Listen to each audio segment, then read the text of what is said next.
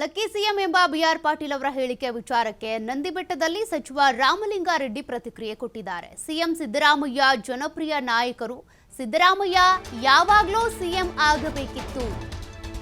ಈಗಾಗಲೇ ಬಿಆರ್ ಪಾಟೀಲ್ ಅವರು ಒಂದು ಹೇಳಿಕೆ ಕೊಟ್ಟಿದ್ರು, ಅವರು ತುಂಬಾ ಲಕ್ಕಿ ಇದ್ದಾರೆ, ಹಾಗಾಗಿ ಸಿಎಂ ಆಗಿದ್ದಾರೆ ಅಂತ.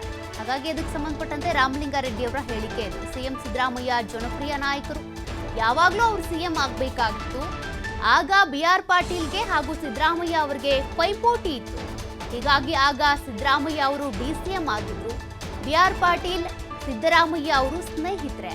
ನಂದಿಬೆಟ್ಟದಲ್ಲಿ ಸಾರಿಗೆ ಸಚಿವ ರಾಮಲಿಂಗಾರೆಡ್ಡಿ ಅವರು ಈ ಒಂದು ಹೇಳಿಕೆಗೆ ಪ್ರತಿಕ್ರಿಯೆ ಕೊಟ್ಟಿದ್ದಾರೆ. ಬಿಆರ್ ಪಾಟೀಲ್ ಅವರೇನು ಸಿದ್ದರಾಮಯ್ಯನವ್ರ ಲಕ್ಕಿ, ಒಂದು ರೀತಿಯಾಗಿ ಲಾಟ್ರಿ ರೀತಿಯಾಗಿ ಸಿಎಂ ಆದ್ರವರು ಅಂತ ಹೇಳಿಕೆ ಕೊಟ್ಟಿದ್ರಲ್ಲ, ಅದಕ್ಕೆ ರಾಮಲಿಂಗಾರೆಡ್ಡಿ ಅವರ ಪ್ರತಿಕ್ರಿಯೆ ಇದು. ಆಕಸ್ಮಿಕವಾಗಿ ಆಗೋದು ಅಂತ ಅಲ್ವಾ ಸರ್? ಆಮೇಲೆ ಸರ್, ಈಗ ಸಿದ್ದರಾಮಯ್ಯರನ್ನ ಲಕ್ಕಿ ಲಾಟ್ರಿ ಸಿಎಂ ಅಂತ ಕರೆದಿದ್ದಾರೆ ಸರ್ ಬಿಆರ್ ಪಾಟೀಲ್. ಲಾಟ್ರಿ ಮೇಲೆ ಸಿಎಂ ಆದ್ರೆ ಸರ್, ಲಾಟ್ರಿ ಚೀಫ್ ಮಿನಿಸ್ಟರ್ ಅಂದ್ರೆ ಆಕಸ್ಮಿಕವಾಗಿ ಆಗೋದು ಅಂತ ಅಲ್ವಾ?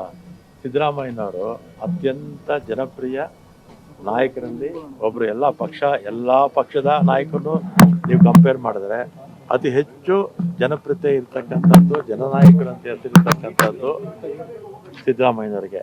ಅವ್ರು ಯಾವಾಗಲೂ ಆಗ್ಬೇಕಾಗಿತ್ತು. ಜೆ.ಎಚ್. ಪಟೇಲ್ರಿಗೂ ಇವರಿಬ್ಬರಿಗೂ ಕೂಡ ಕಾಂಪಿಟೇಷನ್ ಇತ್ತು.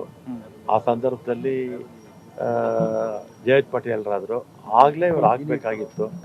ಆದ್ರೆ ಜೆ.ಎಚ್. ಪಟೇಲ್ರಾದ್ರು ಅವ್ರ ಸಂಪುಟದಲ್ಲಿ ಉಪ ಮುಖ್ಯಮಂತ್ರಿಗಳು ಕೂಡ ಆಗಿದ್ರು. ಆಕಸ್ಮಿಕ ಏನೋ ಇಲ್ಲ, ಅವ್ರಿಗೆ ಅರ್ಹತೆ ಇತ್ತು, ಅದರಿಂದ ಆಗಿದೆ ಸರ್. ಆಮೇಲೆ ಸರ್, ಈಗ ಸಿದ್ದರಾಮಯ್ಯರನ್ನ ಲಕ್ಕಿ ಲಾಟ್ರಿ ಸಿಎಂ ಅಂತ ಕರೆದಿದ್ದಾರೆ ಸರ್ ಬಿಆರ್ ಪಾಟೀಲ್.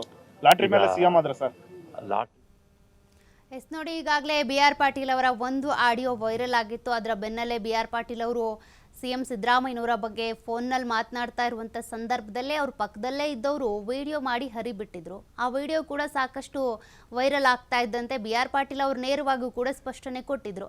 ಹೌದು, ಸಿಎಂ ಸಿದ್ದರಾಮಯ್ಯನವರೇನಿದ್ದಾರೆ ಲಕ್ಕಿಲಿನೇ ಅವ್ರು ಸಿಎಂ ಆಗಿದ್ದು.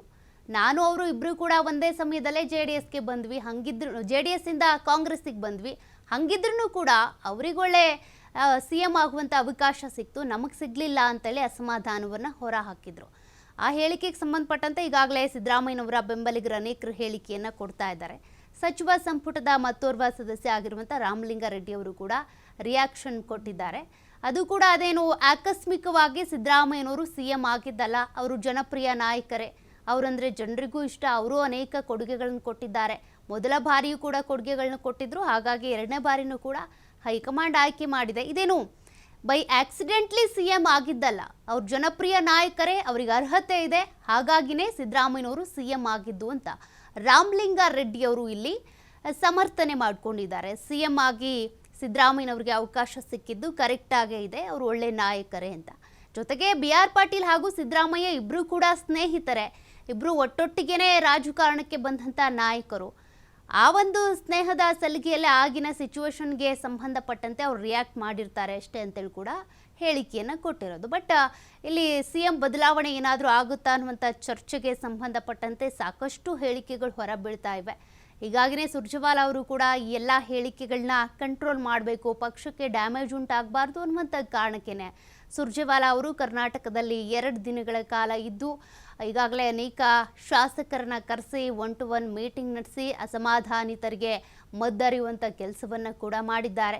ಜೊತೆಗೆ ಯಾರೂ ಬಹಿರಂಗ ಹೇಳಿಕೆಗಳನ್ನ ಕೊಡೋದಕ್ಕೆ ಹೋಗಬೇಡಿ ಅಂತ ಕೂಡ ಹೇಳಿದ್ದಾರೆ. ಅಂದರೆ ಮುಂದಿನ ಸಿಎಂ DK ಶಿವಕುಮಾರೇ ಆಗ್ತಾರೆ ಅಂತ ಒಂದು ಕಡೆ ಬಾಲಕೃಷ್ಣ ಇರ್ಬೋದು ಅಥವಾ ಇಕ್ಬಾಲ್ ಹುಸೇನ್ ಇರ್ಬೋದು, ಇವರೆಲ್ಲ ಹೇಳಿಕೆ ಕೊಡ್ತಾ ಇದ್ರಲ್ಲ, ಅದೆಲ್ಲದಕ್ಕೂ ಸಂಬಂಧಪಟ್ಟಂತೆ ಸುರ್ಜೇವಾಲಾ ಅವರು ಒಂದು ಮೀಟಿಂಗನ್ನು ಕೂಡ ಮಾಡಿದ್ದಾರೆ. 1-to-1 ಮಾತುಕತೆ ಕೂಡ ಆಗಿದೆ. ಇಷ್ಟೆಲ್ಲ ಆದಮೇಲೂ ಕೂಡ ಏನಾದರೂ ಅಂಥದ್ದೇ ಹೇಳಿಕೆಗಳು ಹೊರ ಬೀಳ್ತಾವಾ ಅಥವಾ ಡ್ಯಾಮೇಜ್ ಕಂಟ್ರೋಲ್ ಆಗುತ್ತಾ, ಅದನ್ನು ನೋಡಬೇಕಿದೆ.